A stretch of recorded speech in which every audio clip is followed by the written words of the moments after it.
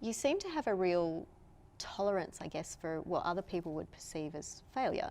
So do you think is that something ingrained in you, in all entrepreneurs, or what is your attitude towards failure? Yeah, I think it's an incredibly important characteristic for humans. I do think it's ingrained deeply in me. I think it's something that many people really, really struggle with. I think for entrepreneurs, it's important to get through that struggle. And in some ways, it's redefine what failure actually means.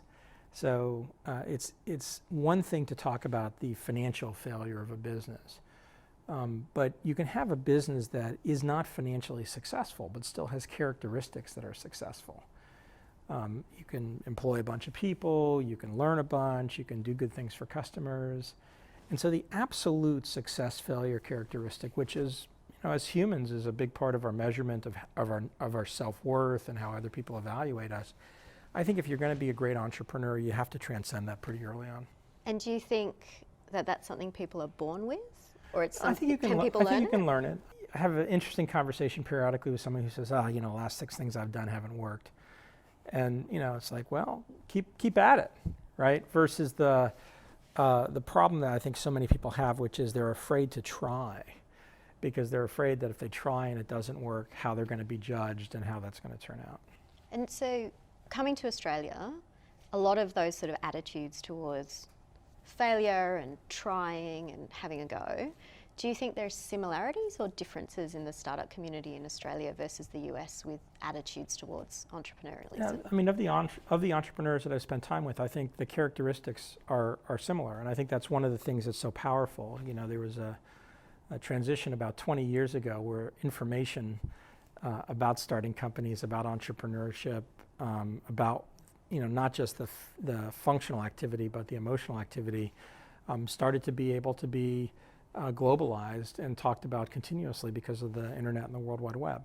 So the communication characteristics of what you were hearing about, seeing about, changed very, very dramatically. And I think certainly in the last 5 or 6 years, people like Jerry Colonna, who runs a firm called Reboot.io, have focused on this notion of radical self-inquiry. The idea that as a founder, you're on a journey, and that journey by definition is going to have lots of things that work and lots of things that don't work, but it's a journey. And if you try to have it a journey that's a straight line from point A to point B, you will be fundamentally unsatisfied. And instead, if you approach it with this notion of radical self-inquiry, how can I learn more about myself as I'm on this journey as an entrepreneur, it becomes very powerful. That's an interesting mindset that I'm curious to know how you apply that if you're an intrapreneur, particularly in a big corporate environment. I loved this morning when you were talking about success in 3-year terms, but in 10, 20-year terms, but also not through that financial success lens, but that is traditionally the way that big corporates think. So is there a way within those sort of organizations to act more entrepreneurially? Well, sure. In a large company and even in a small company, you have social norms, and what those social norms of the organization define. If you adhere to the social norms of the organization, you are making progress, right? And as companies get bigger, those social norms become more routinized.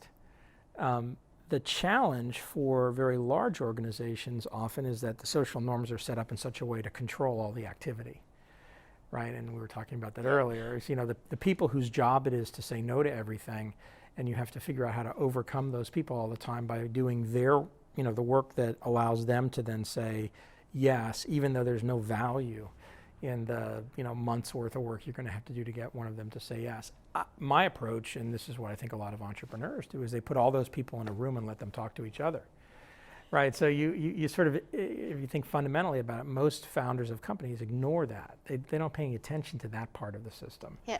And they just say, how do I get from here to there? So in the context of a large company, you try to minimize the amount of time you spend dealing with that stuff that has little to no value.